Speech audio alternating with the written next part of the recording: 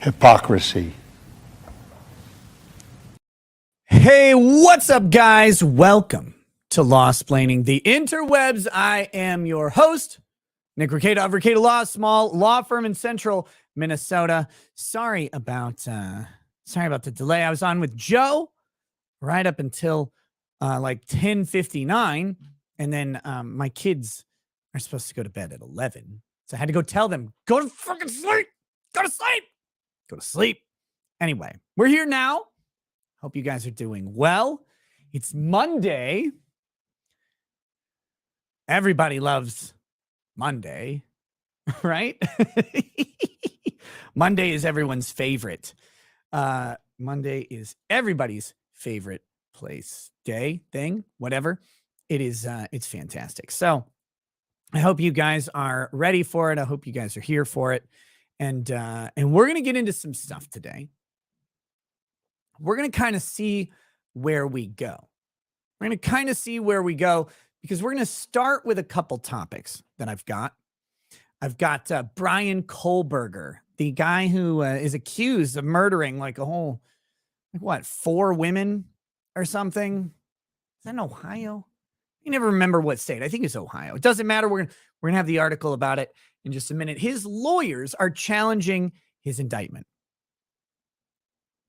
His lawyers are challenging his indictment, and we're going to take a look into it. We're going to talk about the legal principles behind the challenge to the indictment. All right. Then we've also got, what is it? Oh yeah. There's, whatchamacallit? There's this gay bar in Minneapolis specifically. Now, you can make all kinds of speculations as to why I know about this gay bar in Minneapolis, but I'll tell you the real reason.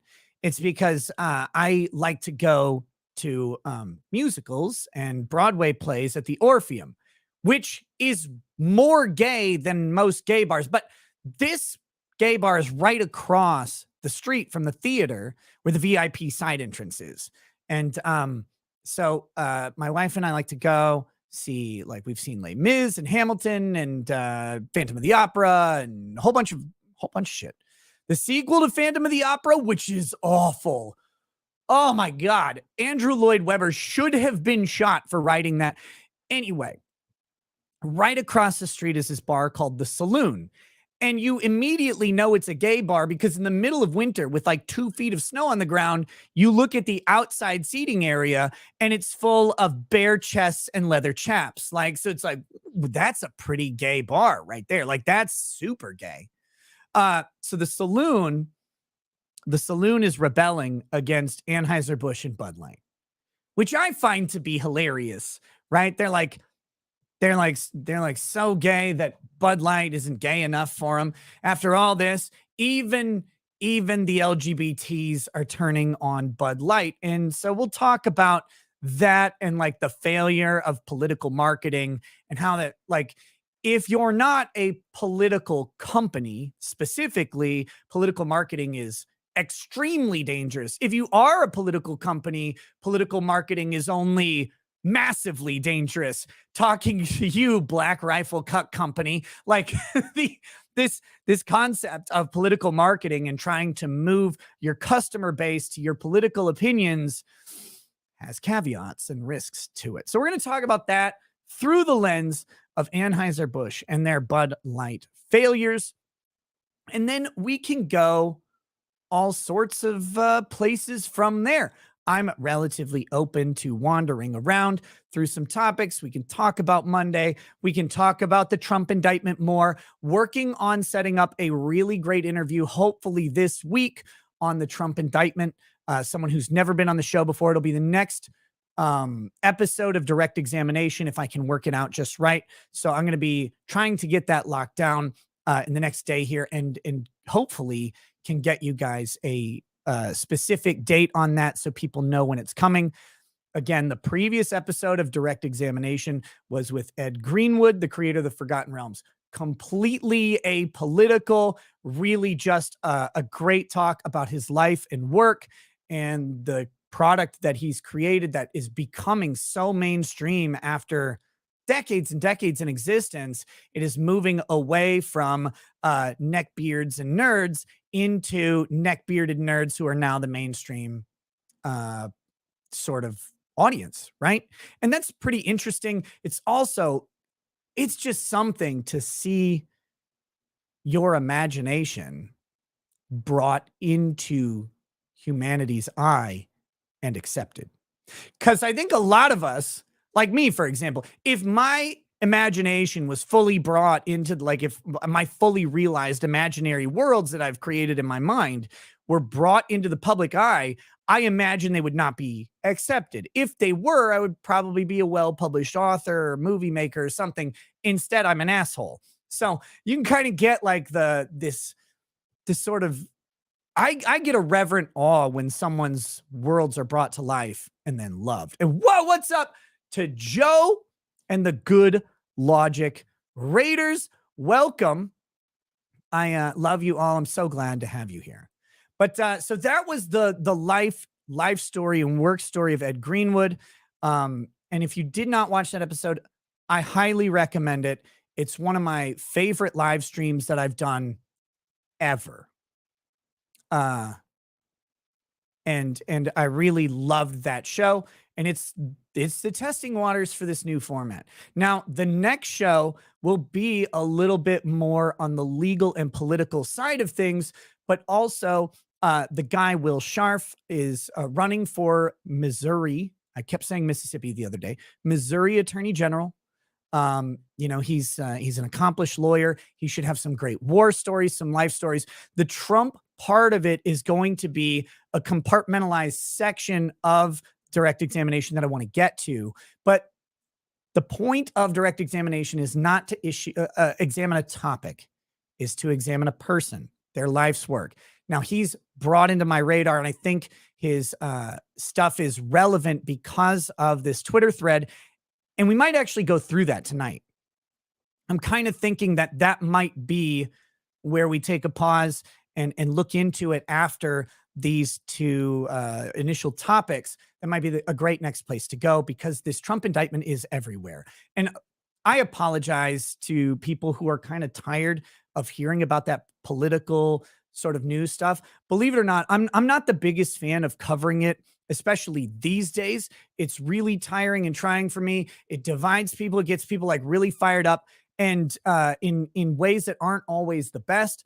And people get really, really defensive when you explore concepts, topics, and opinions, because they go, "Oh, I can't believe you fucking said that, you commie bastard." And it's like, well, but like I'm trying to noodle through legal arguments here. I'm trying to noodle through political arguments and perceptions. They're not necessarily mine, but people kind of tune that out. So I really hate covering some of these hot button issues all the time. But look, the Trump shit is front page news basically every day.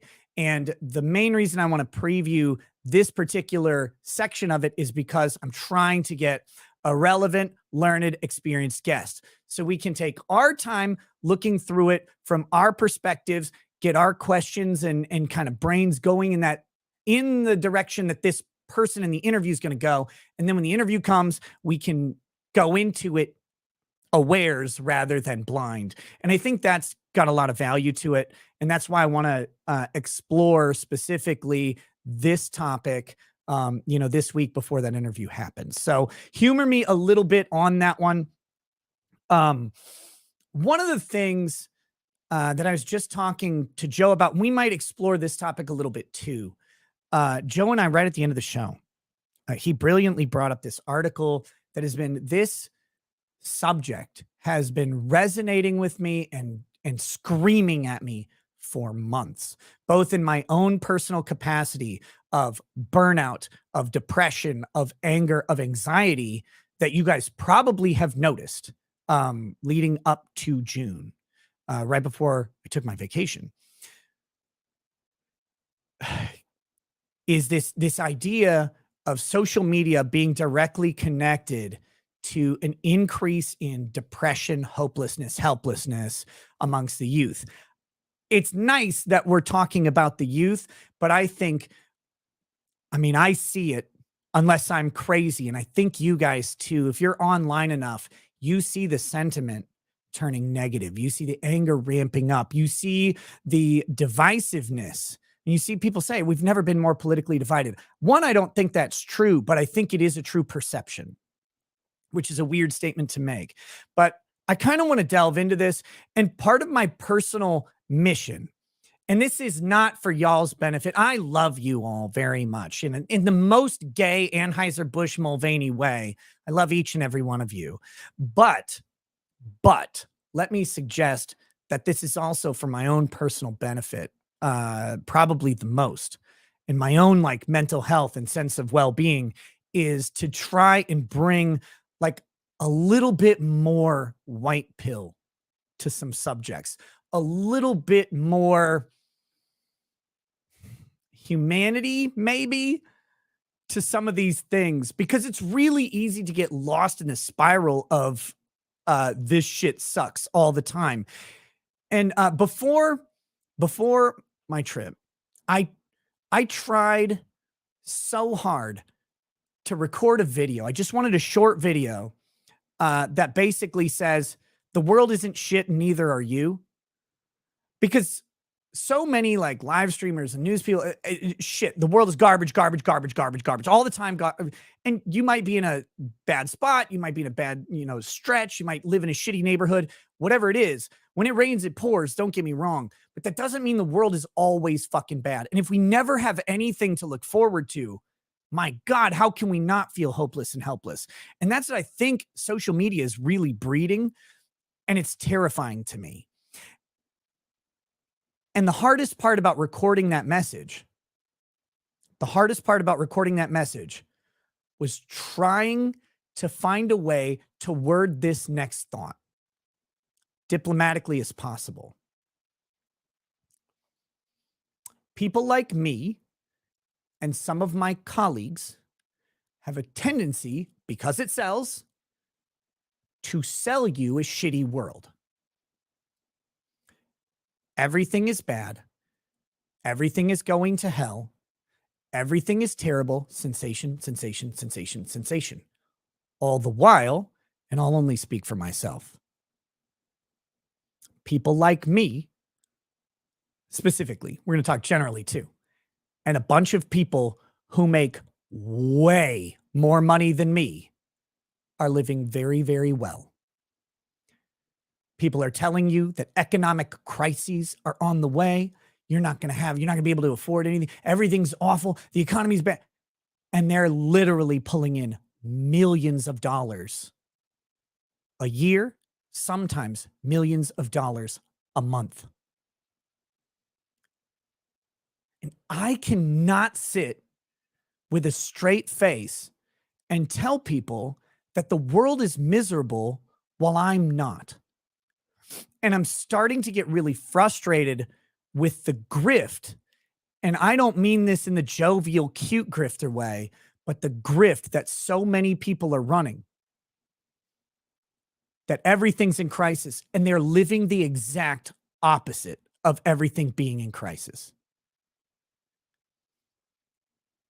And I think you guys can pick out, this is why I'm not calling people out specifically, because it's not up to me to point this out.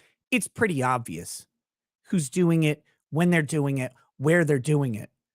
But, when I was just in a business meeting today, and if you're not in the business of social media, the hard thing to convey to people is just how pretend the money in social media is. Like, okay, I can give you an example. My Twitch channel, which I almost never use, has about 26,000 followers. All right. This is a nice way to illustrate this in a very non-offensive way, I think. Every single day, I get an email offer, a legitimate one from an ad company, to do a 2-hour live stream on Twitch. A sponsored 2-hour live stream. And that 2-hour live stream will pay me at minimum, remember, 26,000 followers. That my YouTube channel is not connected to this service. So they don't theoretically know about my YouTube channel. They've never offered me anything. Only my Twitch channel. Every day I'm offered to do a promoted stream that will pay me at minimum $600 with an upward ceiling of $2,500 to $4,500 for 2 hours. That's for 26,000 subscribers with about an average live viewership of 250 people. Okay? I don't do, like, I have a sponsor. I'll tell you something. Like, you know that these shows are all sponsored through Rumble, right? Like, or through like Field of Greens, COVID tax relief. They're the sponsors of the show today. All of that. All of that is baked into my Rumble contract. So, like, I do those sponsorships as part of my Rumble contract. It's not like some extra thing or whatever. That's what I do. So I do those shows. All the sponsorships that happen are part of my Rumble agreement. All right. That's how that goes. That's perfectly fine. In theory, I could take extra sponsorships that I go and achieve myself. Like, I could go out and earn that business the same way everybody else does. Get an ad agent or do it yourself, sign up for services. Like, I could link my YouTube channel to Stream Elements and they would solicit me. Like, I could do that. And I could make every show sponsored by like 4 different people. We could do special shows that would pay me $5,000 a show to do that. That happens all the time. And again, there are people with much larger audiences with much bigger sponsorships. One of the things we've learned from the Dave Ramsey lawsuit, for example, now Dave Ramsey is a massive show, right? Absolutely massive, very important to keep in mind. But the amount of money Dave Ramsey was getting from one advertiser to advertise this service, which was to get people out of their contracts for timeshares. He was getting $435,000 per month of advertising from one advertiser. The amount of money that exists in social media is crazy, and the sky is the limit. So when you've got these people with audiences of 4 million plus telling you that times are bad, telling you that everything's awful, I'm really starting to have a problem being able to do that.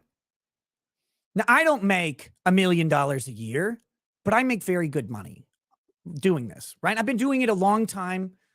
I have a decent sized show. You guys are an amazing audience. My life is great. And I cannot sit here every day and tell you that life is terrible. I can identify with people who are struggling. I can say, hey, man, I've been there. I remember those month-to-month paycheck to paycheck grocery trips. Like, can we get steak? Do we have to get hamburger? Do we even get hot dogs? Like, what do you pick up? I have been through that. I can identify with people going through that, but I can't sit here and be like, guys, have you seen how bad it's getting out there? Because for me, and trust me, for a lot of these people, Daily Wire, it's not bad. And not only is it not bad, they're at a place where for things to get bad for them, we're talking Civil War, World War III would have to happen. Economies would have to collapse. The world would be in dire straits. And actually, they might not even lose out in those instances because of the type of content that they do, right? That money will always be there. So that's why I'm trying to start to inject a little bit of white pill, a little bit of hope, because I have been on both ends of the spectrum of success. I've been on both ends of the spectrum of happiness, of hopefulness, of hopelessness, all of it. I've been dead fucking broke, begging family for money to help pay the rent, to help buy some groceries, to help with a medical bill. And then I've been in times of plenty where I'm looking to either lend people money, give people money, help them, bless them to pay a bill, bless them to provide like a job or something that they can do to help them make ends meet. Like I've been on both of those sides. And I know that valleys precede peaks. And I know that every peak has a cliff on the other side just waiting if you step wrong. So I can't sit here and be like, it's always bad. It's going to be bad. That's good money. That is great money. Lots of people do it. And I can't do that. And I found myself getting into that cycle. And what it did to me mentally was cause me to start breaking down and getting into that hopelessness. And I'm like, wait, how can I be hopeless if things are successful and things are working? I can't feign this for the outrage. So trying to not have everything be negative, right? That's part of my kind of personal sort of change and shift and thing. If you only want negative commentary and you only want to be mad at stuff, you probably find plenty of it, right? I'm going to get pissed off about random things still. Like that's obviously going to happen, but we're going to try and inject a little bit of positivity. It is Pride Month and injections are a thing, right? I'm going to give you the HIV of positivity as much as possible during June and every month after. So we'll nail that down and work on that as we go. And everything, of course, like any changes you're trying to make in your life are always a process. You're always going to work towards a goal. You're never going to hit it, especially not right away. But I like to keep open with you guys about what's going through my head.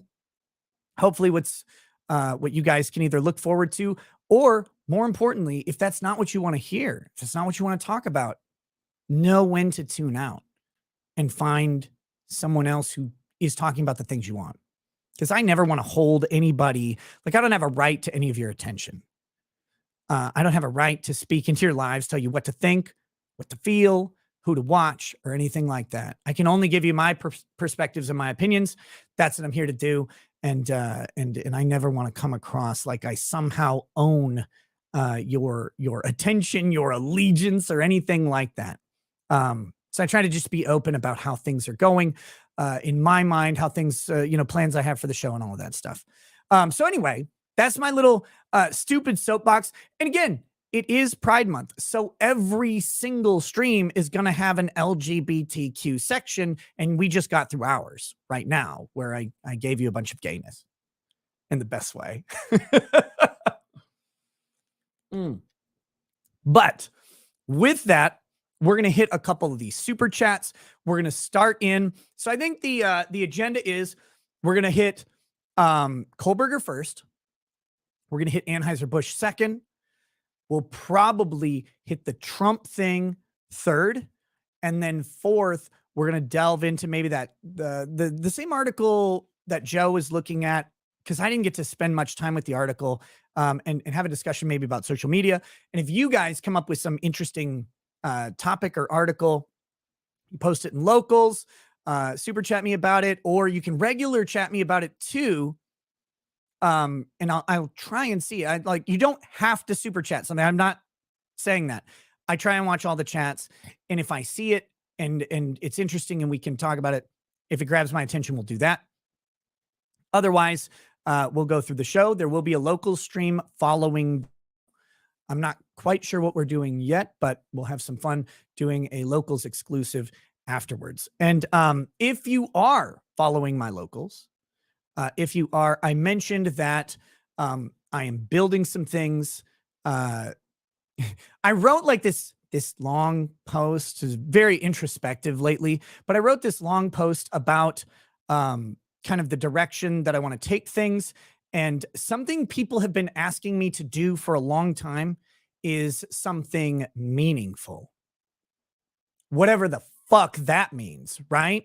Like, when are you going to do X? When are you going to fight? When are you going to do this? And it's like, well, I'm here talking. I'm trying to talk about these issues and bring like legal perspective and opinions to it. And just general, like my opinion on what is reasonable. But people have asked me to do something, to build something, whatever. So I cannot announce yet, but some projects have been kicked off today, specifically part of the business meeting, that are building some things. And you You will see those. They're tangible. One of them I can talk about in the abstract. I've been teasing the authoring of a book. No, it's not what you expect. It is nothing what anybody expects. I've been teasing the authoring of a book. I think people are going to love it. Not just this audience. I think it has massive broad appeal. And as I have gotten the team started today, it starts today, right? It starts tonight, like Hugh Jackman says. But the book starts today. Once we are progressed, the team and I are progressed an appreciable amount where the project has a timeline, I will start an Indiegogo or something around that. But I have promised everybody, because I know me better than every critical asshole there. You can't even come close to the self-criticism. You can't. You can try, and you do sometimes, but you can't come close. I know me, and I know that if I started something without tangible progress and a team behind it, that I would not finish. Like I'd crowdfund it and then just be like, whatever, and go fuck off and lay on a couch or something, fall asleep, ADD it, whatever. So I've been waiting to get a team together for it. I've gotten people in place for this book. And this book is not like a biography or a how to succeed on social media or anything stupid like that. This is going to be a fun book for that anybody has the potential to buy. It's not a niche thing. It's going to be fun and cool. But that being said, once we get a timeline down, we'll be putting together everything, but I'm not going to do it until it's well underway. And because again, I know myself, and I'm not going to like ask people to invest in something that would then get like sidelined. This once this is going, it's going. So look for that very, very soon. I've been talking about it for a while, but had the meetings today, got people agreed to work on the project, and we're going to put together something great for you guys. So that being said, one other pseudo announcement. People have been asking me to fight legally for some things. And something came across my plate, and I think you're going to love the fight. And I think the fight is going to be hype for this audience and every LawTube audience. And as I solidify that, hopefully really soon, we'll announce the fight. Not like a fist fight, although that would be fun, except for the part about getting injured. No, making real change. So stay tuned. But the one thing I will always tell you guys, is as a person, again, self-critical, I know my own weaknesses, very acutely familiar with them. They happen all the time, right? I get to see them even more than you guys do. And one of them I know is I tend to come up with an idea, say this would be cool, and then I don't do it for any number of reasons, but people take that as I'm going to do this. Well, I can tell you the book has a team, and we're kicking that off.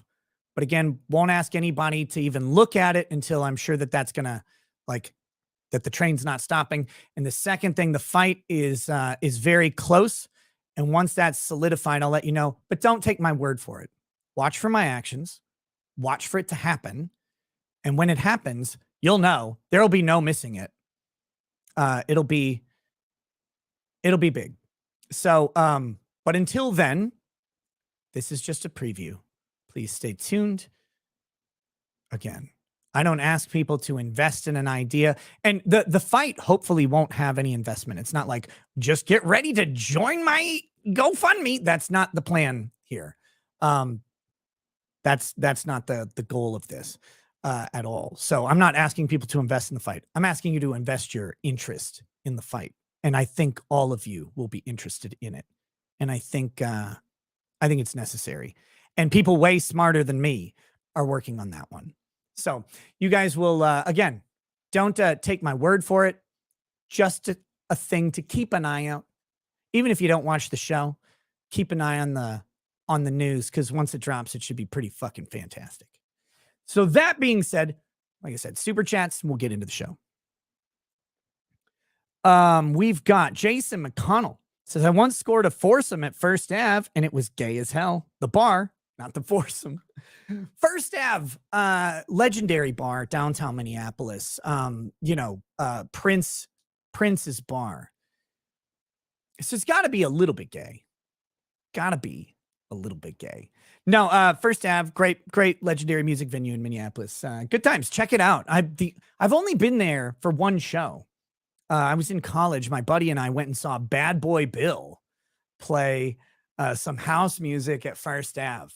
4 turntables, old school. Before they did all the digital DJing, he had 4 actual turntables going at the same time. Bad Boy Bill was fucking awesome. Great stuff. Drove back from Minneapolis to Marshall, Minnesota at 5 a.m. Oh, what a fucking nightmare.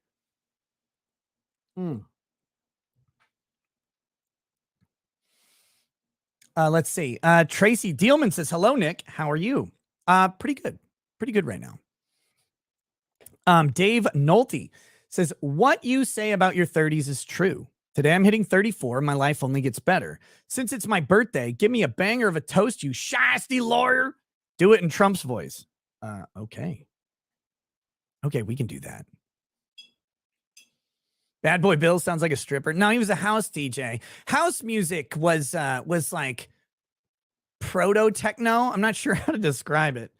It's kind of like the bass techno. This is like 2002, guys. Give me a minute. I still love house music. It's great driving beat, fantastic stuff. But here we go. Dave Nolte. Dave, your president, Donald Trump speaking here. Wonderful to see you grow into 34 years old. You're proud of that achievement, I'm sure, but it's a beautiful year. Not quite as good as mine. Your hair is only getting more luscious. Your shoulders a little broader. Your stomach maybe a little more full, but that's only because of the success, of course. And we wish you all many more years of success. Beautiful children, wonderful wife. A toast to you, sir. Cheers, brother. Go get it. Marion Holtzman says, I find myself in a constant state of aggravation about our politicians. At this point, I want them prosecuted and sued for the emotional distress they are putting us in every day. Marion, I have something that is both sad and possibly a little bit uplifting about that. Politicians have always been shit. They have always been shit. They're always nasty. They've always been self-serving. They have always been vindictive. They are not pure beings. The reason that might be uplifting is because our country and our people have made it through these same people forever. We're just now seeing it because we have unprecedented access to everything all the time.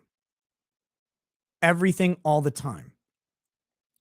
It sucks that these people end up in the ivory towers and lord over us. It does. But our system is robust. Our Constitution is still strong. There are still checks on their power. But we are the ultimate check. Knowledge that they are awful and evil allows us to put that magnifying glass on their lives. And sometimes we have to align that magnifying glass with the sun and burn them to a fucking crisp. But we have to stop thinking that we are in a special time of the worst things ever. We're not. Every generation thinks they're always in the worst times. That goes back. Look at Christians, right? You go back to Paul, and we're in the end times and Christ is coming tomorrow. And if you grew up in any sort of like evangelical Christian community, you know that Christ could come tomorrow, any day. Like we're always in the end times. You're always in the end times. That's just a human state to be in, a human state that your time now is more important than ever. Your time now is more desperate, dire than ever. Every presidential election is more important than ever. Every midterm election is more important than ever. It doesn't just sell clicks. It also is just kind of a natural state because we're here. It's important. There's some deep philosophy somewhere in there, but I'm not getting into it. But they are stressful. They are awful people, but they always have been. And knowing that should give you some hope that we'll probably be okay. Like, people are robust.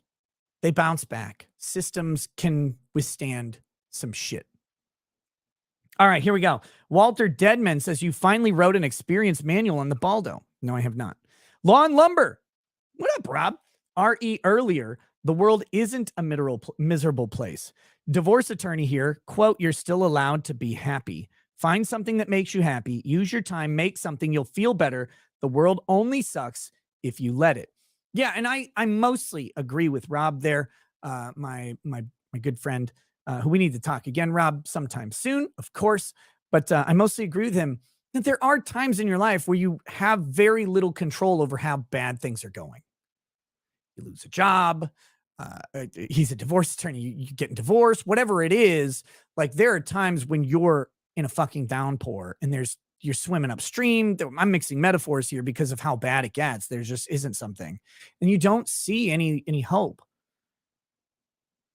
But those times tend to be temporary. Not for everybody, but they tend to be temporary. And in hindsight, you can find that once you get through them, you almost get to a point where you forget how bad they were. So, Dragon Fighter says, it's been a minute, but please raise a glass for my dad. I broke a 38-year fast myself. Colonel Norman Walker. He died early Friday morning. I was by his side. Highly decorated, made history, but more so an incredible example of what a godly man, husband, and father should be. Everyone has a father. Not everyone has a dad. I've had two. Clear skies, smooth landing. See you at the hangar, Colonel. To Colonel Norman Walker, a man I have never met, but a man whose legacy, steadfast parenting, and commitment to values has been instilled in Dragon Fighter, who I've had plenty of conversations with. And a guy that produces him seems like a guy that we could all model our lives after a little bit. May we all achieve the values, the courage, and the respect that he has earned in his son in our lifetimes. Cheers to him.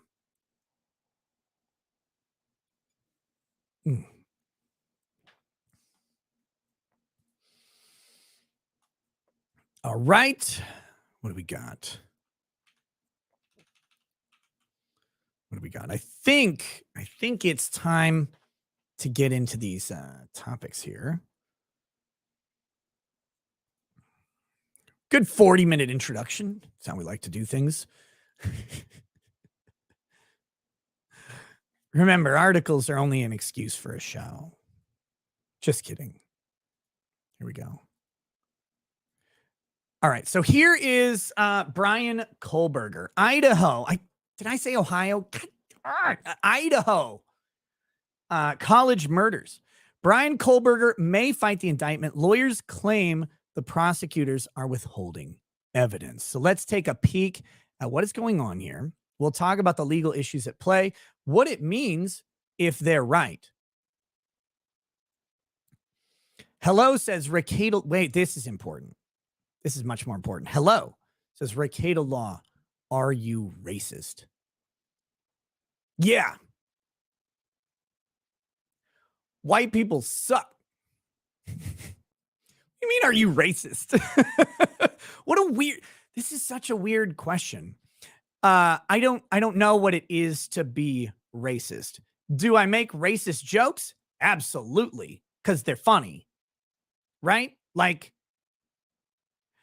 so on Sunday, Sunday nights on my Twitch channel, I most Sunday nights, I do a watch party of a movie through Amazon Prime on Twitch, which, long story short, it's got to be on Amazon Prime for free. Last night, Dick Masterson joined me. We watched Blazing Saddles.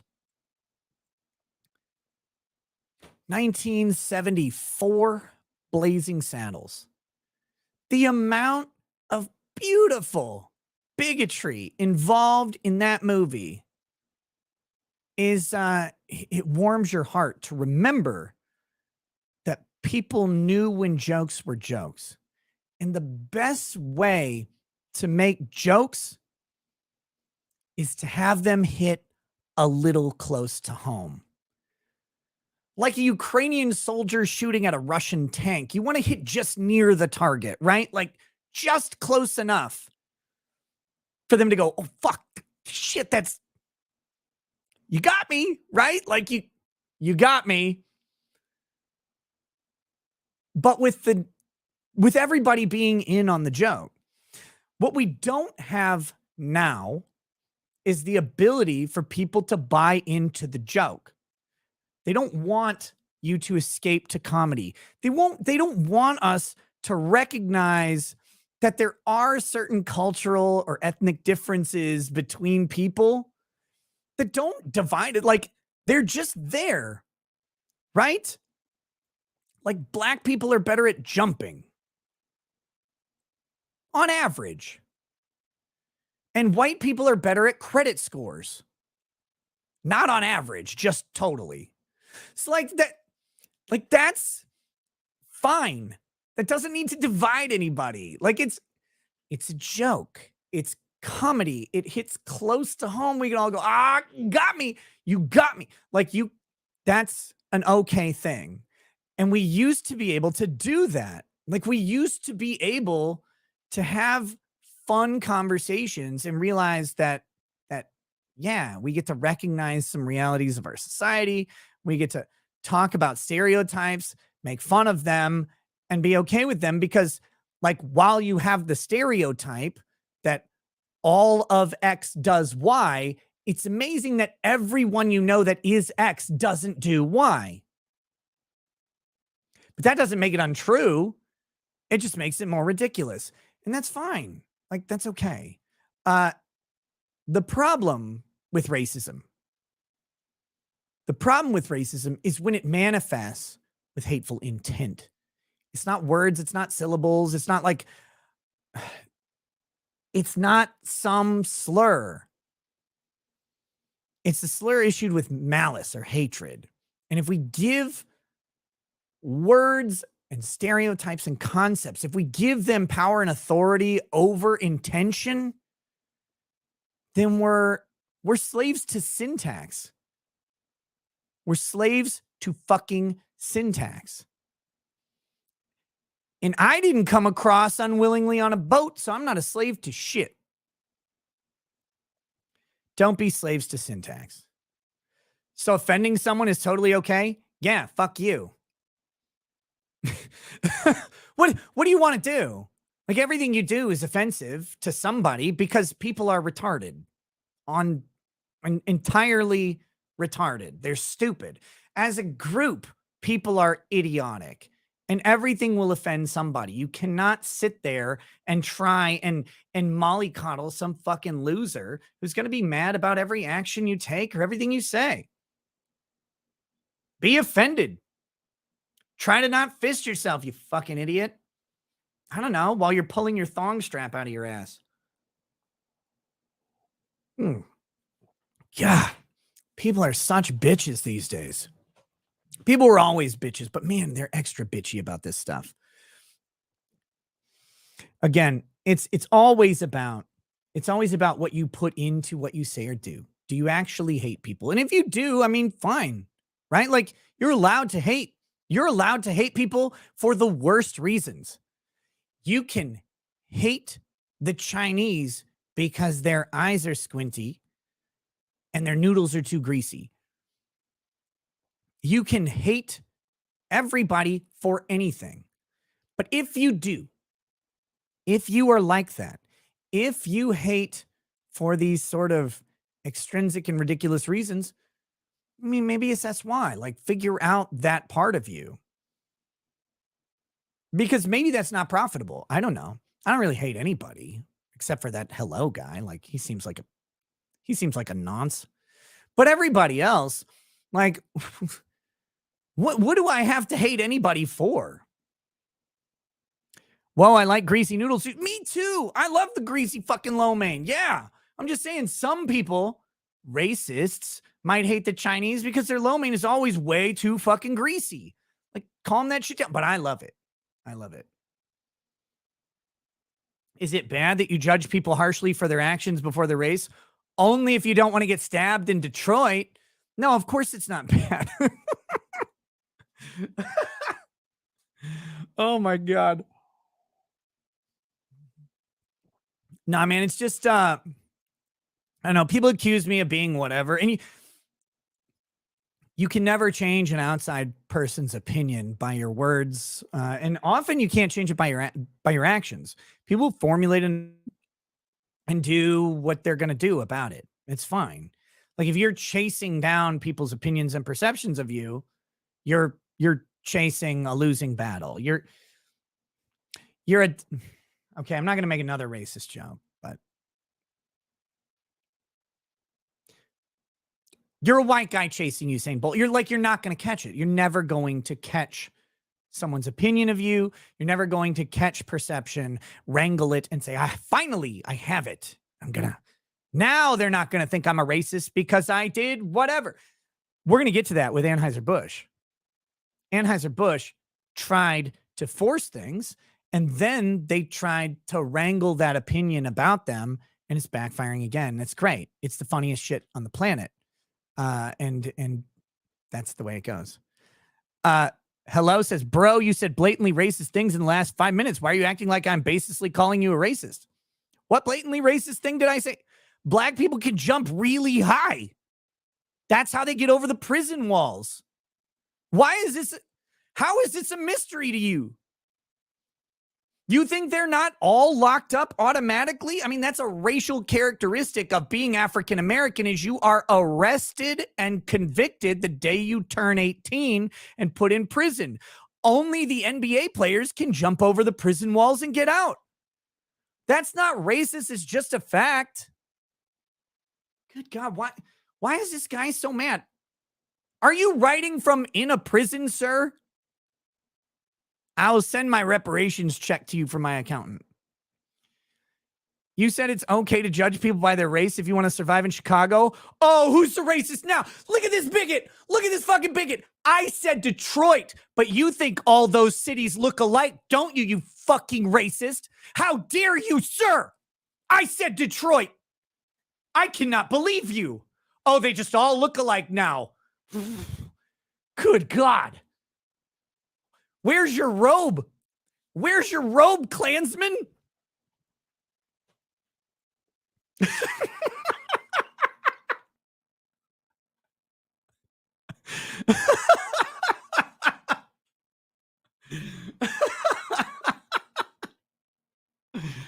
Whew.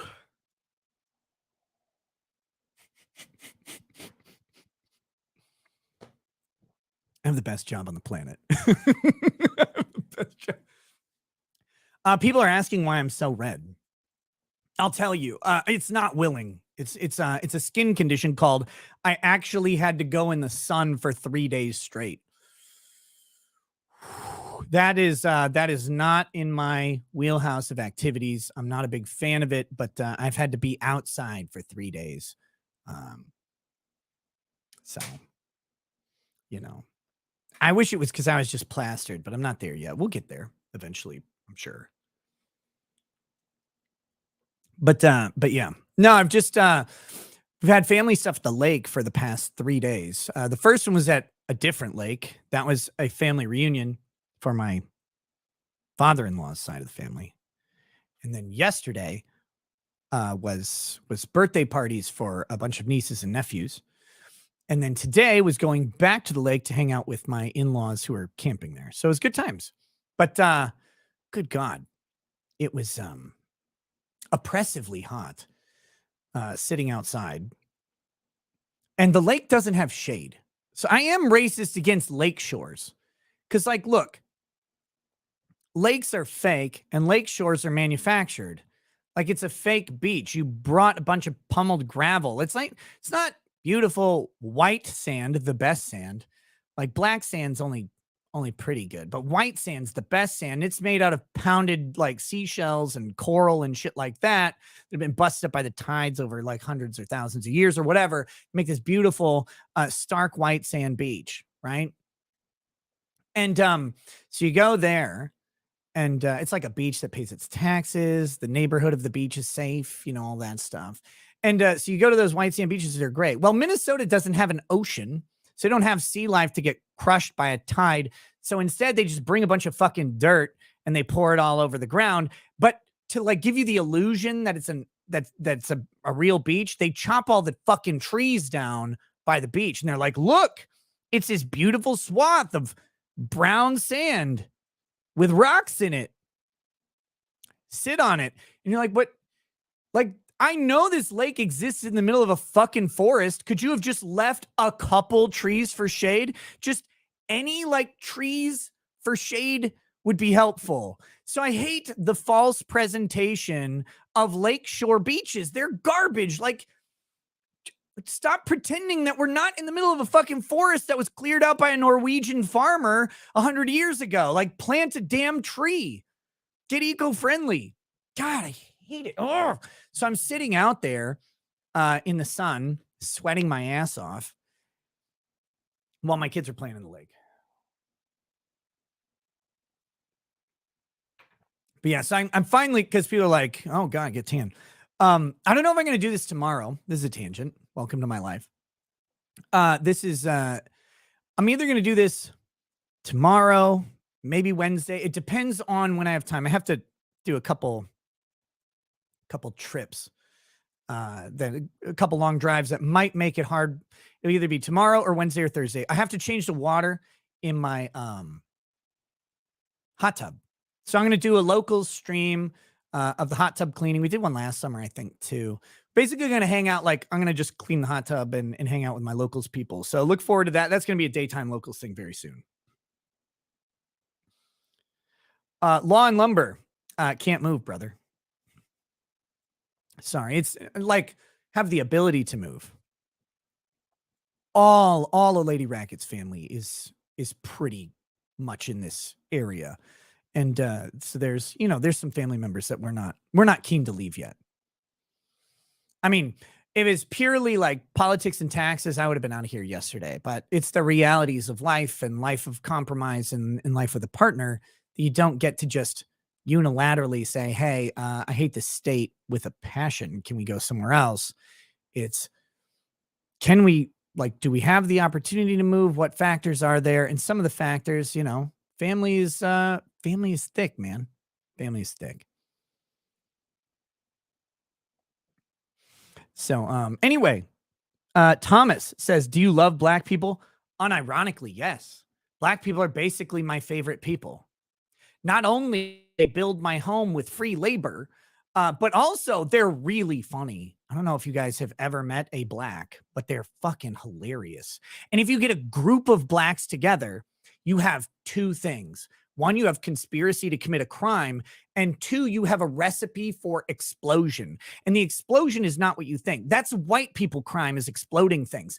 Black people explode in a different way. If you get them together and then you get either someone who's funny or a magician or a police officer, and you put it in the middle of the group of black people, any one of those three, comedian, magician, police officer, they will disperse running at maximum speed in all directions like a supernova. And then by gravity, because physics always exists, they will come back to the point of the explosion. And what will happen then is a dense neutron star of comedy. I love black people. They're so fucking great.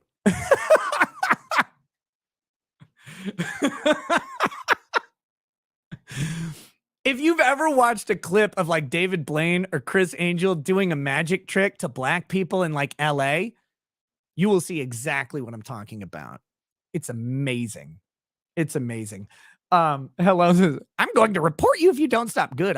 Dude, if you don't think I'm reported for everything every day by a bunch of butthurt Kansas City faggots, then like, I don't know what to tell you, my friend, but it's Pride Month, baby. Everybody's reporting all the time. You're not special or unique. Report whatever you want. It doesn't matter to me. It already happens. It's okay.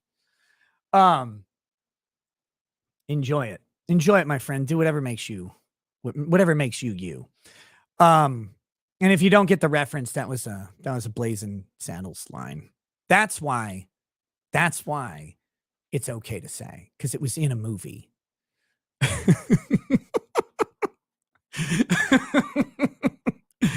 All right, here we go. Back to the subject. I'm sorry. Hello, stop being funny. Stop distracting me, or I'll think you're black, because only black people are funny. Here we go. Back to this. Idaho college murders Brian Kohlberger may fight indictment. Lawyers claim prosecutors are withholding evidence. Oh, shit. This is small. With text that small, I don't know how the Asians can read it. Here we go. The attorneys for Brian Kohlberger, who stands accused of the murders of 4 college students in Ohio, want to see all the materials presented to the grand jury that indicted him and have asked a judge to pause the proceedings against him until that happens, according to authorities. On June 14th, attorney Ann Taylor filed the motion. Ann Taylor, isn't that a shop for old fat people? Like old fat women? Don't they shop at Ann Taylor? I know there's Lane Bryant. Is Ann Taylor another one? I can't remember. It doesn't matter. So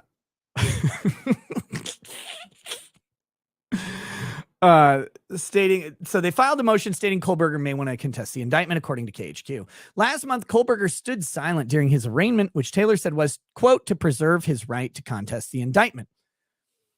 KHQ reported the judge at the arraignment entered a not guilty plea on Kohlberger's behalf, as front page detectives previously reported. According to Idaho law, a defendant can challenge a grand jury if it can be shown it was improperly formed.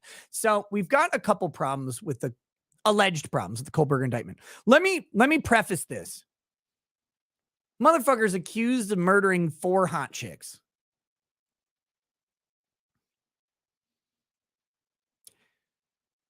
As black people have learned throughout history, if you murder hot white women, you're in trouble. You are fucking toast.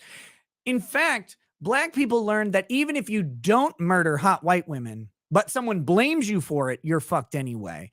The one person you don't want to murder is a hot white woman. Murder an ugly Latina man or whatever. It doesn't matter to me. And yes, it is 2023. You can have a Latina man. Don't even at me, you bigots.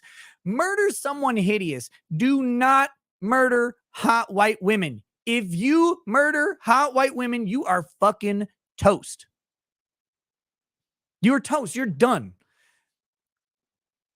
Oh, 3 chicks and a gay dude? Well, it's 2023. You bigots. I cannot believe. I said 4 hot women. I cannot believe you're like this. Anyway, long story short, you better, you can run into a car full of red dot Indians, and murder an entire family and spill children's brains all over the street while drunk driving. But if one of those children's brains lands in a white woman's espresso, tips it onto her lap, and she burns herself, you're going to prison for life. Otherwise, you would have been fine. You cannot harm a hot white woman in the United States. Or anywhere, really. They are pristine angels protected by every system of society. That's why Karens are so fucking funny. Hot women have all of the privilege or hot white women specifically, but all hot women, but hot white women specifically have all of the privilege ever. They're always like, men are privileged, the patriarchy is privileged. And we're like, you shut up, oh shit. I mean, damn, maybe I'll listen. Right? That's how it goes. Hot white women will, they are, you can't do it. You can't do it. I know people are saying, oh, it's flipped and they don't have that power anymore. You got to understand that court and the law is always 10 years behind technology and 20 years behind culture. So hot white women, they still got a long tenure left. Most of them will hit the wall and be very ugly by the time that their privilege goes away. And it was going to go away anyway. So don't worry about it. Hot white women, you are fine, in the clear. Go like back over a bus full of school children in your monster truck, and you'll probably get off because the judge will be like, "Aw, you didn't know how to work a double clutch. Like, you just put it in reverse like a fucking idiot." But whew, that blouse. Like, that's how it's going to go. So don't worry, hot white women, you're great. You're going to be perfect forever. Or until you're ugly. Robin Dot, what is the cutoff age? It's different for everyone. I don't know. When you get ugly is the cutoff age. Elizabeth Hurley, still hot. She's in her 50s. She doesn't have a cutoff age yet. But then there's that, like, you know, that like 28-year-old woman where you're like, oh, you're 28? I thought you were 27 times 4. Like, you know who I'm talking about, right? The one who's been doing like crack her whole life, and you can tell age is just a thing. There isn't an actual like hard limit wall. People hit walls at different times. Okay, anyway, here we go. Back to this thing. This was his mistake. He should have just killed ugly men. He would have been fine.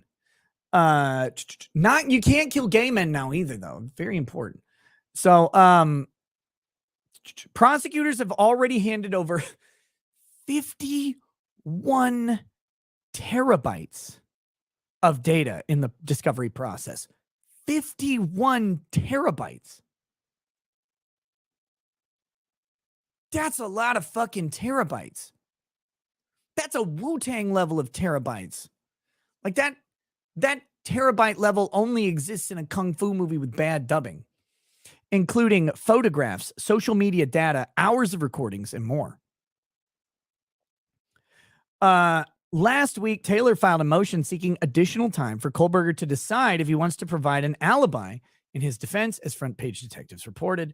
For this new motion, it comes after prosecutors said the defense is entitled only to audio files and partial transcripts of the grand jury proceedings and the jurors' notes, according to KTVB. Oh shit, I said there were multiple problems, and then I went on to just explain the one of killing white women. The other problem that we've got here, there's two other problems, sorry. There's potentially exculpatory evidence presented to the grand jury that has not been shared with Brian Kohlberger's attorneys. That's a problem. Because grand juries are often conducted without the defendant or the defense attorney being involved. There are rare occasions where a defense attorney may be somewhat involved in a grand jury proceeding, but grand jury proceedings are in front of a grand jury by the prosecutor, because they're not making a case they're not making a legal case. They're making a probable cause to bring a charge case.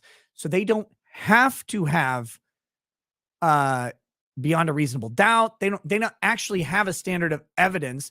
They can even bring charges and evidence to a grand jury that is inadmissible in a regular court, because all they're doing is getting to probable cause.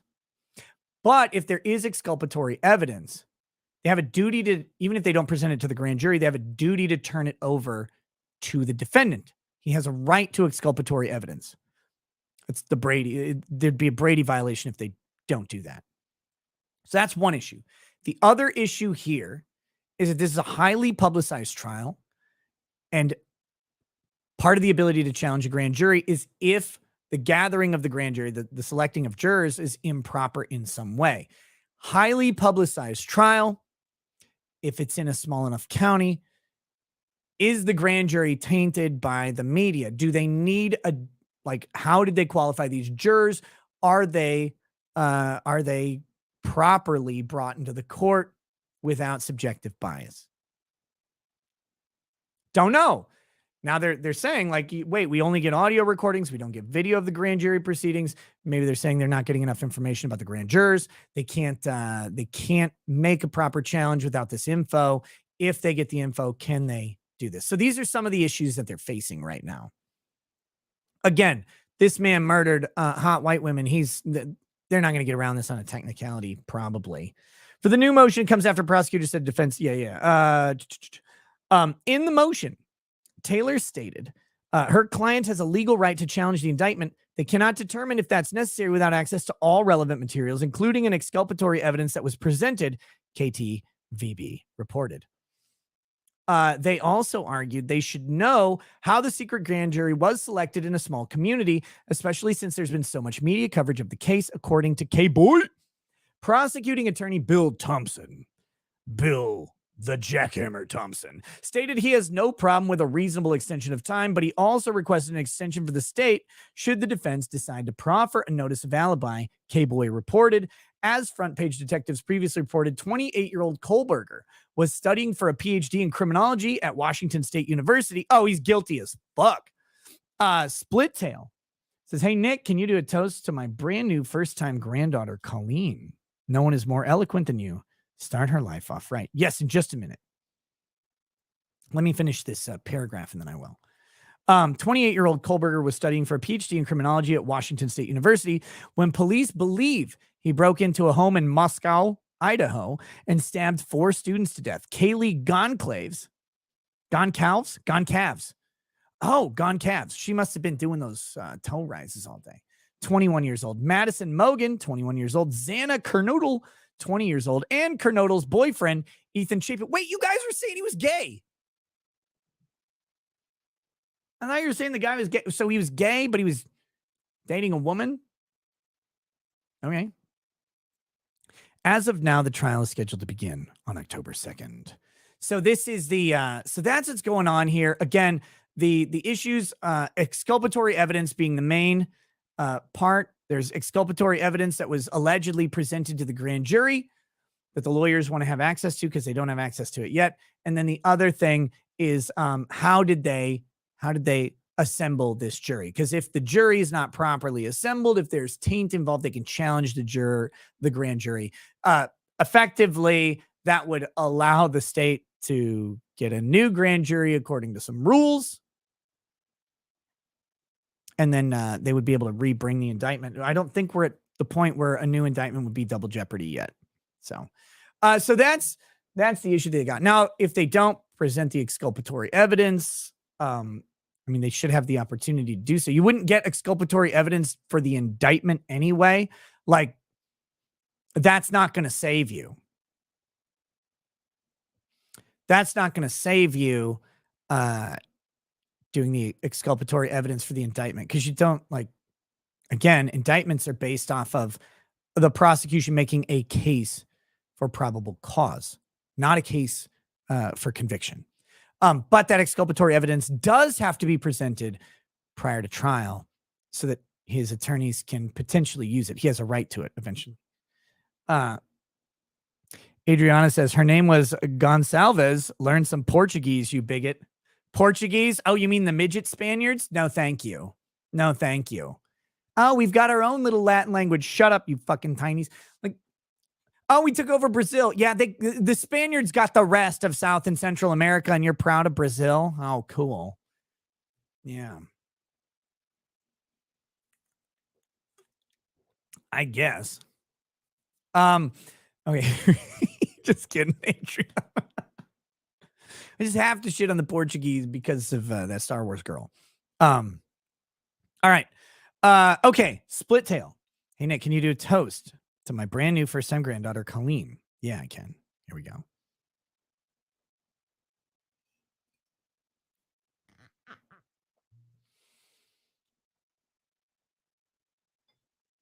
The 51 terabytes is just a dumb typo. People are saying 5 terabytes. I don't know what it is. 51 terabytes would be a lot. I don't know what that is. Like, that's a shitload of terabytes. But, you know, even 5 terabytes, that's a fucking lot of data. 5.1 terabytes. Cool. Either way, point is they got a lot of shit, but they haven't gotten all the shit. And that's part of the state's strategy in a lot of criminal trials is to dump. Like, dude, you would not believe the discovery files for mundane crimes. They're huge. Just tons and tons. Documents and documents and documents and footage and audio recordings and recordings of interviews and transcripts of interviews and just They want it. You've heard the punishment is the process is the punishment, and it is. It is. They want the process of defense to be punishing to defendants. They want to dump as much shit on you. They also have to, but part of that is compiling as much as they possibly can to make you go through everything. They go through everything for investigative purposes anyway. They're state employees. They're not being paid hourly. They're being paid a salary by the state with effectively unlimited resources. Your dumbass is paying for your own defense, or heaven forbid, you have a complex case and a public defender's office that's overworked. Again, people may mistake stuff. May mistake me for shitting on public defenders. I do not. Public defenders are some of the most experienced trial attorneys you can possibly find. They go to trial all the time. More than most private defense attorneys, more than civil attorneys by a long fucking shot. Public defenders are often very, very skilled trial attorneys because of their experience. However, they have practical budget limitations, complex cases that need experts, and need to like fly witnesses in and stuff like that, get really, really tough for public defense teams if they don't have, proper budget allocations for those things. And they are often underfunded. Intentionally so. One of my good friends, Stephen Gosney, is a public defender. One of the most astute criminal attorneys you may encounter in your entire life. And yet he will always be limited by the office and the office budget that he has. Now, I wouldn't want anybody other than Steve defending me in the great state of Florida after I go on a bath salts bender and eat the faces of at least 4 Portuguese men and women who can even tell these days. I would want Steve Gosney in my corner, but I wouldn't want the limitations of the public defender's office behind it. That being said, let's go to this toast for Split Tail, and more importantly, their granddaughter, Colleen, freshly brought into the world, screaming and crying, not because the world is a bad place, but because the experience of being removed from the warmth of a nurturing, protective womb into cold reality was jarring, but not defeating, and quickly being returned to their mother's embrace, only to meet their father, hopefully for the first time, was a world of experiences kicking off a lifetime of exceptional exploration, joy, emotion, and love. May Colleen experience all of them in abundance. May the trials and tribulations that lead to tears and crying be minimal. And may her parents and grandparents shower her with everything they have for her entire life until we're all dead in the ground. Cheers.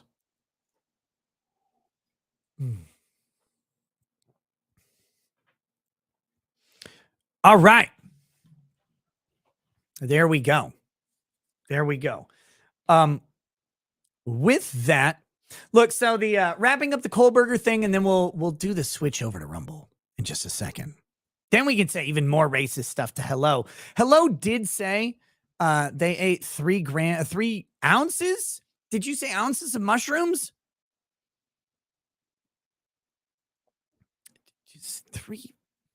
Something like 3 ounces of mushrooms, or whatever. You did not eat 3 ounces of mushrooms. It's got to be 3 grams, right? Bro, I just ingested 3 ounces of mushrooms. Take it easy on me. I don't believe you. I don't believe you at all.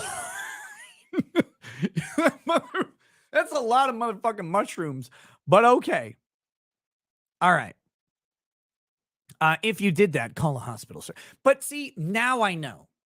Mushrooms is a very white drug. Right? Like, okay. So I thought that Hello might be some...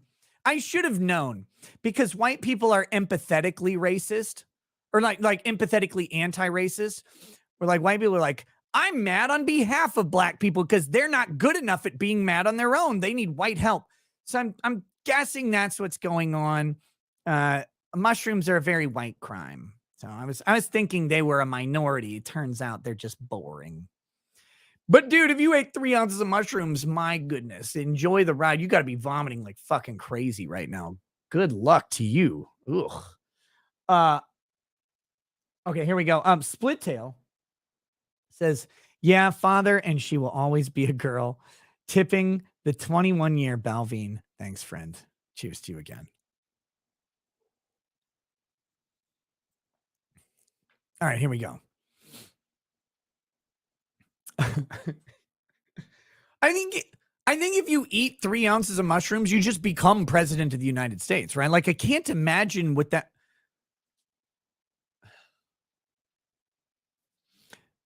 I've only done mushrooms a couple times. They were legal, uh, where I was, and like I don't know, man. 3 ounces of mushrooms is getting up there, or 3 grams would be getting up there. 3 ounces would kill you. I think that's gotta be a typo. That's gotta be wrong. Okay, we're gonna hit the super chats on YouTube, and we're gonna make our way over to Rumble.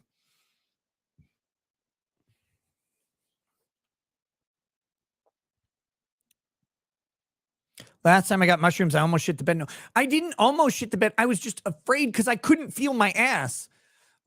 Like I knew I had an ass somewhere, but it was under bed sheets and I couldn't see it. So it was like detached from my body. So I was terrified that if I farted, I would shit the bed. That's what we don't need to we need to revisit my terror of that.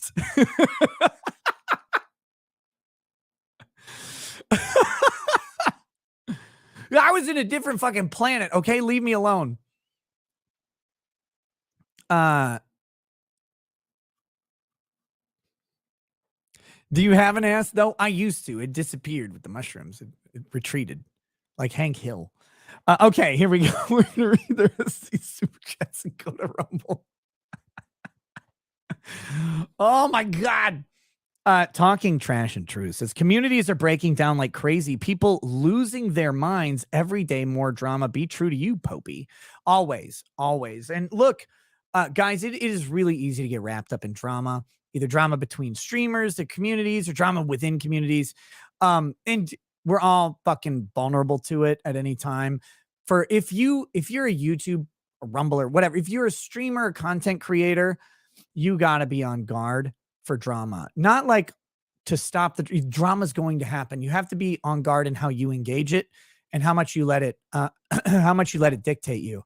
And one revelation I will tell you guys, this is the hardest thing to learn as a content creator.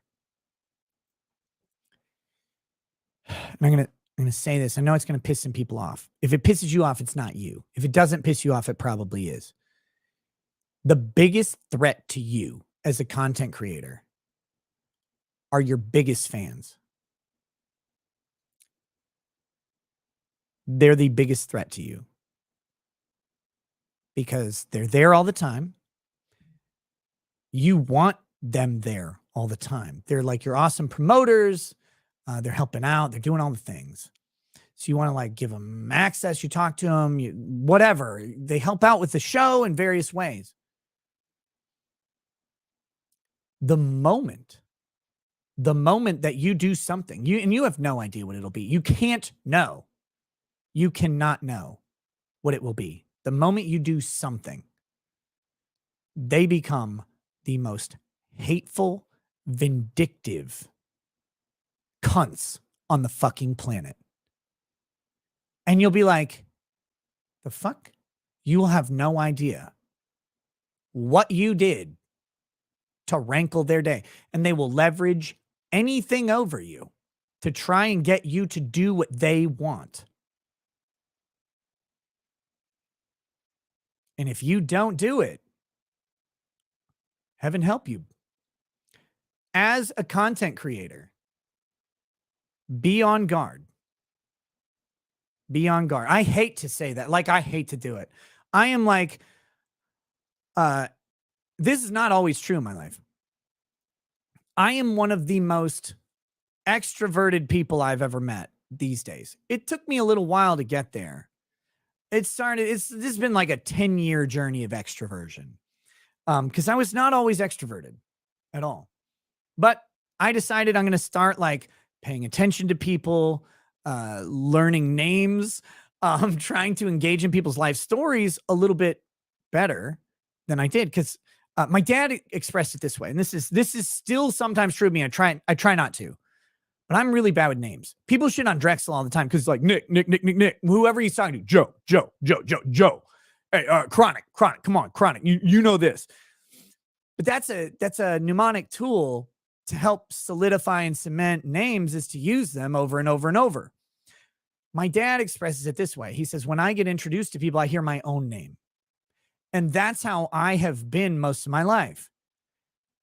Hey, Nick, this is so-and-so. So-and-so, this is Nick. I hear Nick and I think like, I'm like, okay, I'm engaged, but I'm actually just hearing me and I don't hear their name. So I work on it. Like I've actively tried to change this about myself to help me be more extroverted, help me like engage with people, to remember them. And believe me, if you can remember people's names, just that simple gesture, an hour, a week later, a month later, you will cement good interactions with that person for a lot longer. It's a great investment. But you know that, like, I wasn't always an extrovert, and I tried to like get along with everybody. You can see this throughout years of me streaming. Try not to start fights with people, try and disengage with drama, all that stuff. I don't care what people do. Like I just like people in general, like individuals, I should say, and getting to know them is fun and it's great. I love having conversations. I love hearing stories. And so for an extrovert, you'll be really tempted to invite people in, to talk to them, to like they want to help out with something. You're like, yeah. That'd be awesome. It's great. Now tell me about you. And you talk to them. Don't.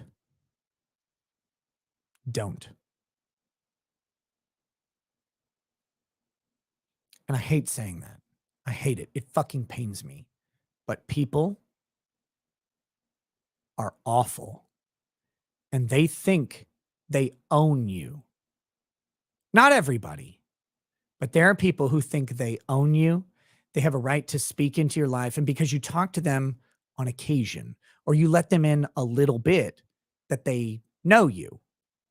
And sometimes you have to remind them that, like, you don't fucking know me. You know a little bit about me, and you've constructed some story of some transgression. But the problem is, you can, as I said earlier, you can't chase people down. You can't chase their opinions down. You cannot change them. Once an opinion is solidified, someone will then, using confirmation bias, bend everything they hear, see, or do, or see you do, hear or see you do. They will bend everything into that confirmation bias, and the story will solidify and crystallize in their head and will always be true. There's nothing you can do to change it.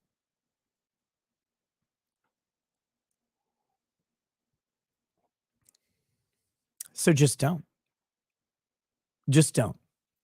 Your biggest fans are your biggest liabilities. And it sucks to say, but that's the way of the world. Sorry, that was in response to Talking Trash and Truths. Nicholas Cruiser says, this is the longest Birch Gold segue I've ever heard. Bad Dragonite says, any chance of covering the Microsoft FTC case? Maybe. I haven't looked at it. Taco the Turtle, welcome to Paralegal Status. Carazola X says, if YWN Melly gets a mistrial, will you pog out? Lol. I haven't been following that at all. So no, I don't care what happens in that case. Me04120 says, before you publish, send it to CRP for review. Does anybody have his Ukrainian prison address? There you go. American Legend says, Nick, you're a wise man. Nope. No, very much not a wise man. Just someone who has gone through failures, and hopefully helping people avoid those failures. It's amazing. Like, The humble mission of experiencing life and trying to share those experiences is so offensive to some people. And I'll never understand why. Because I just don't I don't give a shit what anybody does. And so many people will care what you do.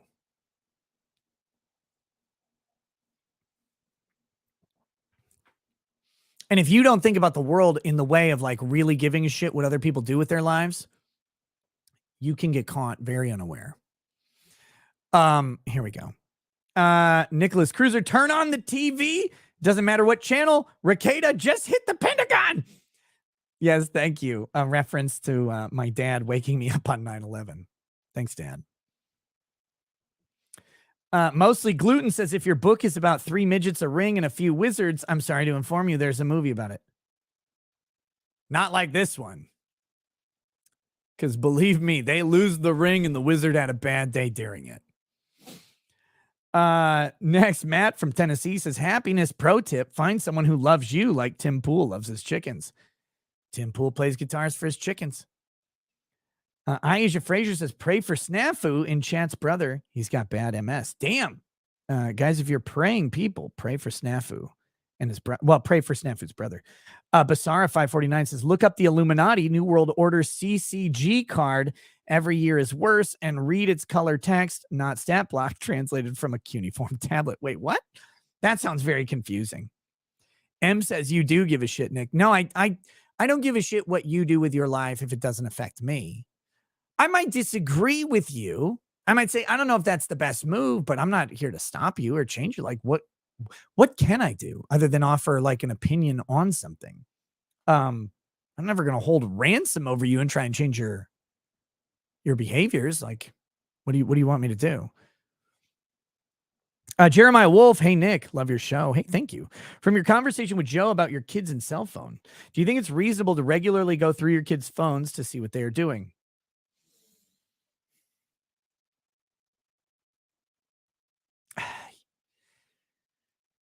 It depends on how old they are, I think. It's a tough question. I'm not going to say no. I'm not going to shit on a parent who does it. But what I will say is I caution parents on breaching trust and privacy of their children. It's necessary sometimes, absolutely.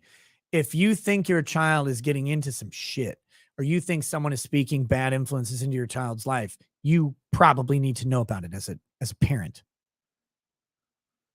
But if you're sneaking around, busting into their private stuff, you run a real risk of breaching trust that you've built with your child, and breaching that trust that you have built up 15, 16, 17, 18 years.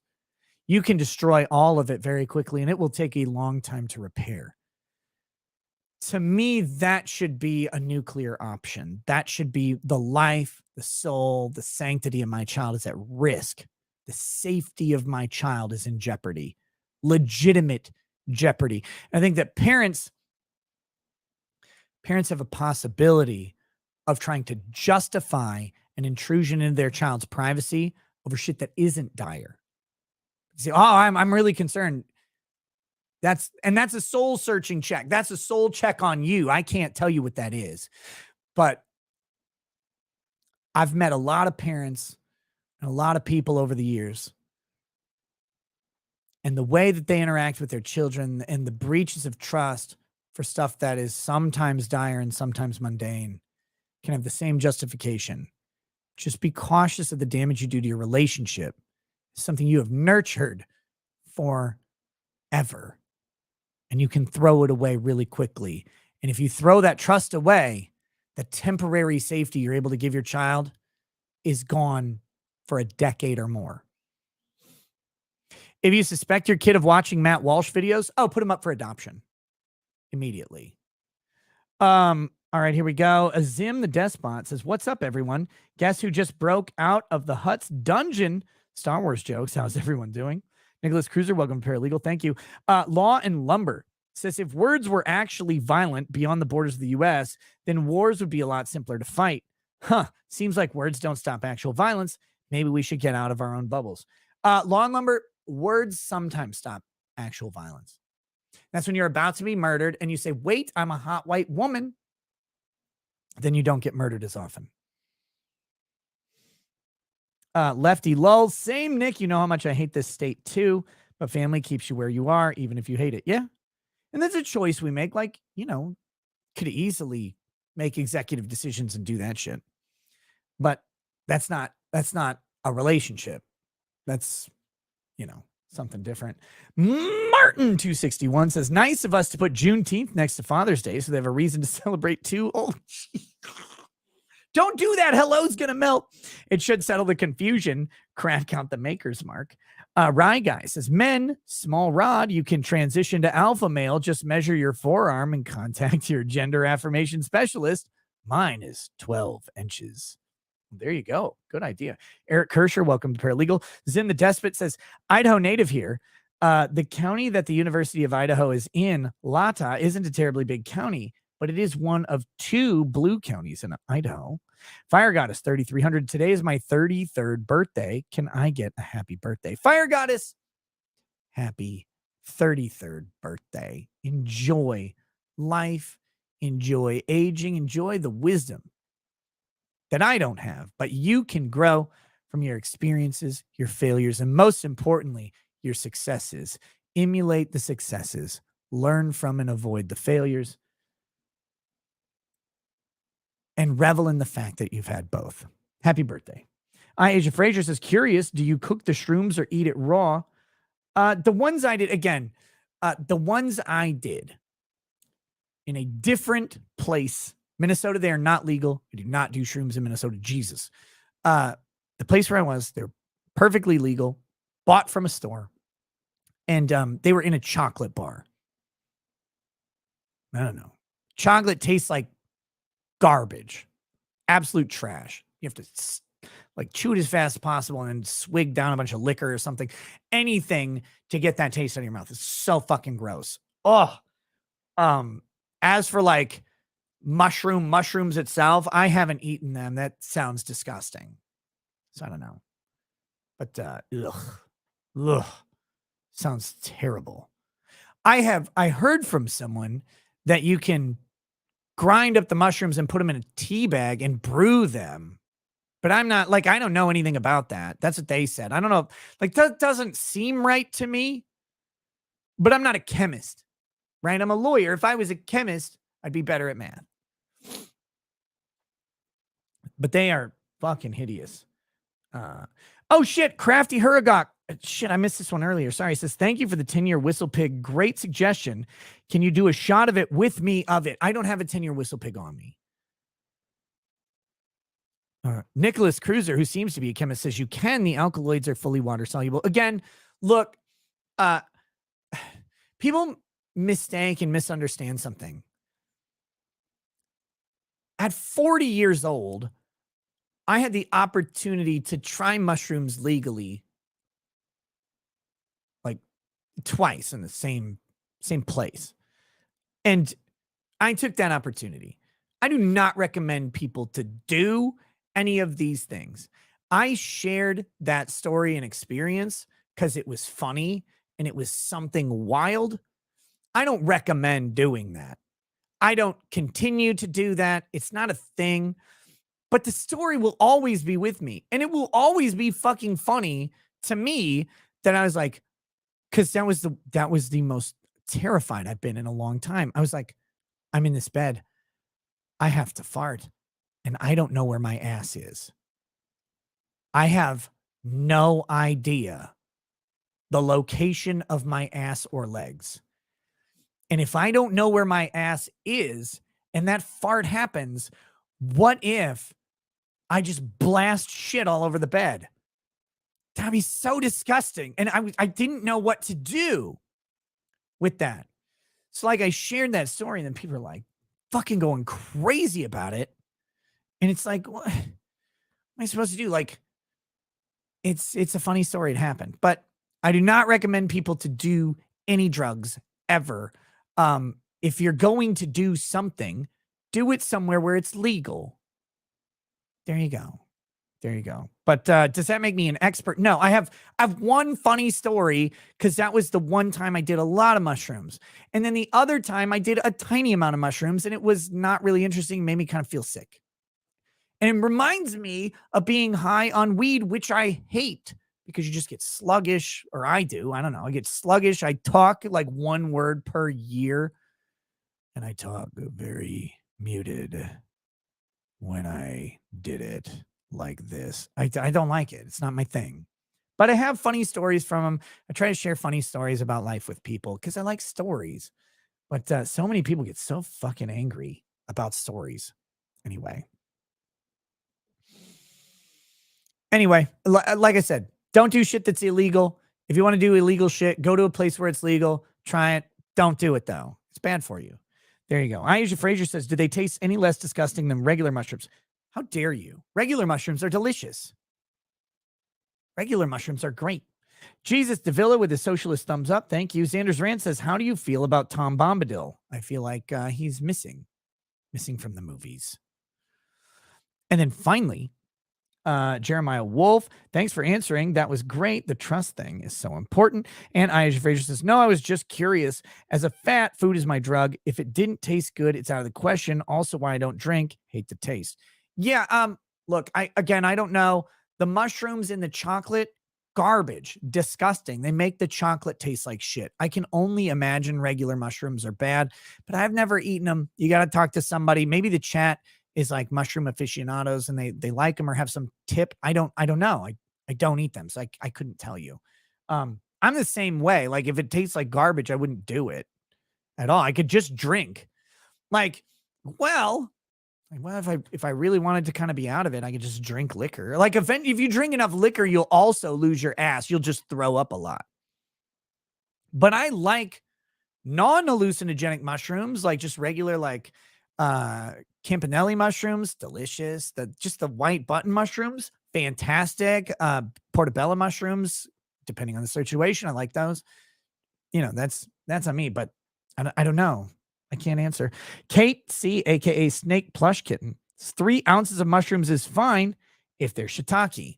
Well, yeah, I think the issue is 3 ounces of psilocybin mushrooms that'd be a big fucking problem. Okay, ladies and gentlemen, I need to move over to Rumble, but before I do, there's one thing you have to do when you're getting ready to move to Rumble or anywhere else. If you're just getting ready to move in general, you need the energy and the nutrition to do so. And the best way to get that, if you're like me, is fieldofgreens.com promo code NOS. Look, this is a way to get fruits and vegetables into your diet. Field of Greens, they grind up fruit, they grind up vegetables. They don't put bullshit in there. It's organic, it's vegan, it's fruits and vegetables. Of course, it's vegan. That's not a virtue point. It's just fucking fruits and vegetables point. Organic, vegan, what the fuck else is it? DHA free or something weird? Where's my... Here it is. Field of Greens. Gluten-free, vegan, vegetarian, whatever. Maybe it's not organic. No, wait, all this shit's organic. All the ingredients are organic. So yeah, you're not going to get like a serum of phony vitamins and shit in this. You're not going to see like a litany of vitamins and minerals in the nutrition info because that's all fortification and additives of false substances. This is literally just fruits and vegetables that go into this powder. You put the powder in liquid, you shake it up, and you drink it. You could do whatever liquid you want. Flavor results may vary. You could do water, you could do lemonade, you could do vodka. This is lemon lime flavored. I'm just doing it in water, but on other shows, I've poured some vodka in there, add a little spice to it. You can do whatever you want. The sky is your limit. The world is your oyster. Shuck it hard and enjoy it however you want, but get that nutrition inside of you from fieldofgreens.com. Use promo code NOS. And the reason you want to use that promo code is because it's high quality stuff. It's not the cheapest thing in the world. I'm not going to lie to you. You're like, oh yeah, you can just, it's super cheap. It's not super cheap. It's good stuff for you. Costs a little bit of money. Promo code NOS gets you a discount. I'm here to save you money. Anyways, check them out. The people who have checked them out reported back to me, report good things. They drink them. I drink them most every day. I didn't bring it on vacation with me or anything, but when I'm here streaming and I'm at home, I'm drinking it all the time. It's good stuff. 1 serving of fruit and vegetables per drink. Cheers to y'all. And at first I hated the lemon lime. Kind of like it now. So there we go. Fieldofgreens.com, promo code NOS. Thank you for sponsoring the show as always. Crafty Hurgok says, well, I have and will be taking shots with you of that 10-year Whistle Pig. It's the best liquor I've ever had. Good luck, chat, if you play the Ricada drinking game like I do. Okay, Crafty Hurgok, I don't have a 10-year Whistle Pig, and I'm not trying to big ball flex on you. The only Whistle Pig I have is a Boss Hog. And for the super chats, it is my show of solidarity and brotherhood to you. I am going to do a shot of Boss Hog with you. How's that?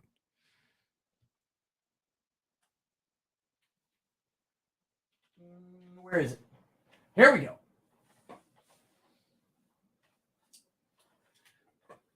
This is the Whistle Pig Boss Hog number 6, the Samurai Scientist. I don't think you can get this bottle of liquor anymore, except on the secondary market. We'll pour a little bit in here. This is a fantastic bottle of whiskey. Fantastic. And they got these little, like the topper is great. It's this little samurai holding a, what is that flask? An Erlenmeyer flask? Is that the one? Is it an Erlenmeyer flask with the bulb on the bottom and the thing on and the dildo on the top, like they used in Breaking Bad to make meth? Nicholas Cruiser, is that an Erlenmeyer flask? I can't remember. It's been a long time since I took chemistry.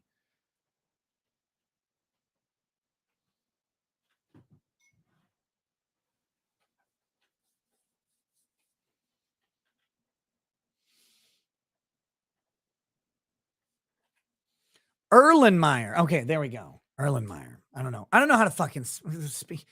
You know how long it's been since I've been in a chemistry classroom? 2001?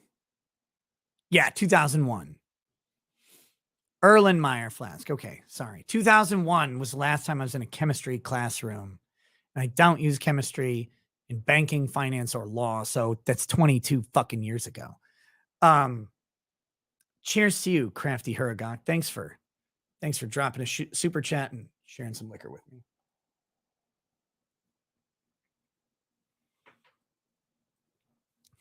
God, it's a good fucking liquor.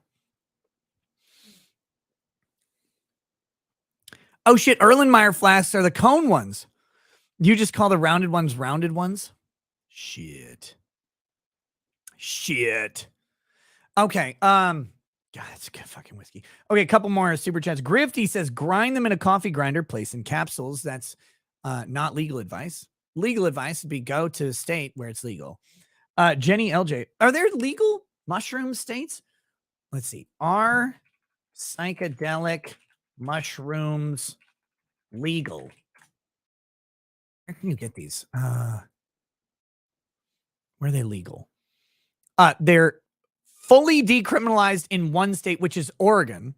They're decriminalized in Washington, California, Colorado, Michigan, and Massachusetts. Decriminalized is not legal. It's a different thing, but typically you avoid full-on punishment. But yeah, it looks like Oregon is fully decriminalized. So good luck with that. All right, here we go. Jenny LJ has a hippo with fast legs like Sonic the Hedgehog legs. Okay. Asia Fraser says birch gold mini chainsaws to cut a field of greens. Yes. Okay. Love you all on YouTube, but we are moving over to Rumble. For those of you who move over to Rumble, thank you so much for doing that. For those of you who stay on YouTube and do not join on Rumble, I bid you a chance at some point to give it a try, even if it's not tonight. But otherwise, thank you for joining us here on YouTube. We love you very much here as well. And we will be seeing you presently, or tomorrow. We'll be seeing you tomorrow for another show. Thanks for watching. Zim the Despot says, speaking of whiskeys, I know a brand that does huckleberry flavored whiskey. It's called Hucked, and it's delicious. Very cool. All right. We got a 20-second little sound clip, and we'll see you on Rumble. The link is in the description on YouTube. It's also in the pinned comment in the chat. Got 8,000 people on Rumble just waiting to hang out. Catch you guys there. Peace. Peace. For the thousands in attendance and the millions watching around the world, ladies and gentlemen,